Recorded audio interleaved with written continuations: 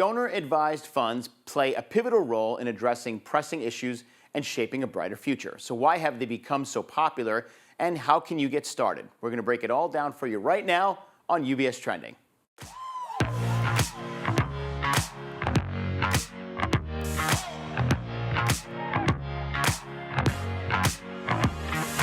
Hi, everybody, and welcome to UBS Trending. I'm Anthony Pastore. Thanks for being with us today. I'm here with my friend and colleague, Steve Mark, Head of Strategic Accounts at Fidelity Charitable. Steve, always good to have you here. And there's always a lot to talk to you about, especially this time of year. People are thinking about their year-end giving, their charitable giving. They're thinking about putting their money to work before the year ends. And so a lot of people are thinking about maybe doing donor-advised funds. So the question to you is, tell us exactly what a donor-advised fund is and why. I mean, they've become increasingly more and more popular every year. What's the reason for that popularity? Anthony, I'd really boil it down to simplicity. By the way, it's great to be here. Good to see you again, as always. It's just such a simple product. It is like a charitable giving account, a charitable checking account, which allows you to select all sorts of different charities, but do all your giving through one place. Mm-hmm. And so we think about donor-advised funds in give, grow, and grant. So a lot of people are in a place where, based on their income or their plans, they want to do a lot of charitable giving in one year, but they want it to last for a number of years. So they can put money into a donor-advised fund, reduce that off their taxes, and then give the money out to as many charities as they want over the next 5, 10, 20, 50 years. And it allows them to involve their family in ways that really is very meaningful to them. Yeah, it sounds like there's a lot of flexibility with these. And also, you don't have to wait until November or December to put money in your DAF. You can do it all year long, which I know that's why you're so busy this time of year, because everybody's like, oh, wait, we've got to think about our charitable giving before the year ends. So exactly. Talk to us about what some families are using their donor-advised funds for. Because I think I'm sure there's many ways to use the funds that are saved in there for a family account. Well, your timing is impeccable, because literally just this morning, we actually came out with a study called Parents and Philanthropy. I have to look down at the name because it's so new. It's brand new. And this looks at how philanthropy and giving evolves as people become parents. So the people that we spoke with, a very high percentage of them give every year to charity. Mm-hmm. And what they found through the study is that their giving increased as they became parents. Their giving changed very significantly as they became parents. They started to support different types of organizations, a lot of which, no surprise, were related to the activities and the sports and the other things, the education that their kids are involved with. And what they found was that 82% of them also have conversations with their next generation around giving. So they're using this as a way to involve the family in causes and values that they care about. On a larger scale, people use donor-advised funds to help think about preparing the next generation financially. So very often they'll look at a donor-advised fund as a way to help their children get financial education. Mm-hmm. It'll be a little bit of an indicator of how they might act as inheritors, so you get a little bit of a sense of that. It also, even though families, sometimes it's not the easiest thing for them to make decisions together, it allows the family to work together, at least on the charitable giving aspect of their lives, which enables them to select causes that they care about and make decisions as a family. And we outlined 7 components of an effective philanthropy strategy, which will show up on the screen here. I'm not going to go through all of these, but basically what the message is, have a plan. It's mm-hmm. like anything else. If you don't know where you're going, any road will take you there. But if you actually have a philanthropy plan, it allows you to think about the causes you care about. Mm-hmm. It allows you to think about how, as a family, you can make decisions together.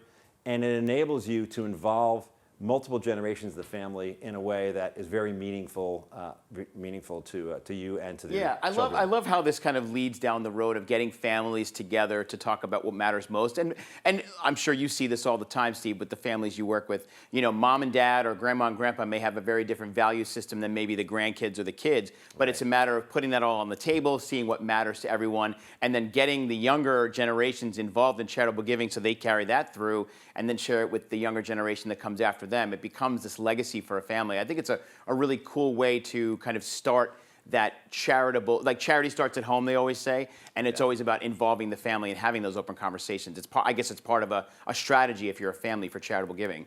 Exactly. And what's really interesting is that even if a family doesn't necessarily agree on a lot of things, there's many, many approaches that you can work with your UBS advisor or your Fidelity charitable consultant to think about something like values cards.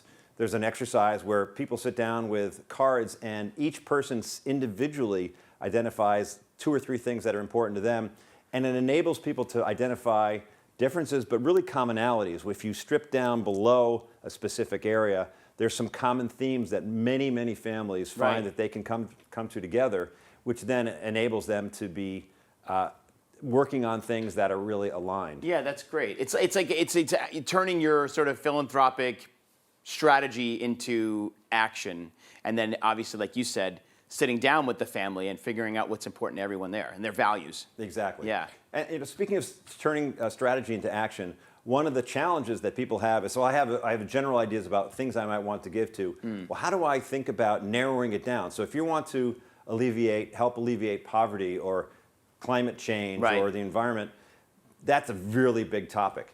But working through these things, you can really sit down and start to say, well, within that, what's the specific area I want to cover? What are organizations? And there's a lot of resources, again, between UBS and Fidelity Charitable to help families narrow those things down.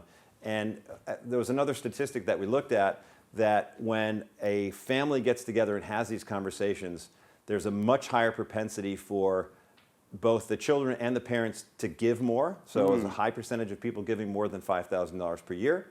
And there's an increasing percentage of people who actually volunteer their time. And that's a very meaningful activity to actually get involved with an organization rather than just writing a check or using appreciated securities to fund your philanthropy. You know, I grew up in a family that was very charitable as well, and it's something that gets passed down from generation to generation. And I think about my grandfather and his giving strategy and the importance to him, and that's now carried down to me. We're passing it down to the younger kids in the family. It's a really lovely, kind of holistic family exercise. It just so happens that we all kind of have the same causes, but adding on to the pile of different things that we want to help with. It's a really lovely thing.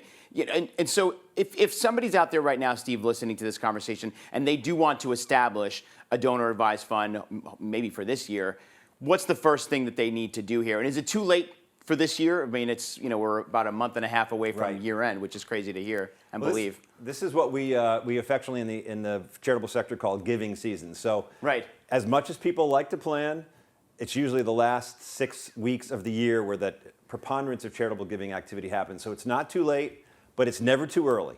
So particularly if you're thinking about being creative with your strategy, using particular types of assets, working with your UBS advisor, working with your Fidelity charitable consultant can help you put a plan together.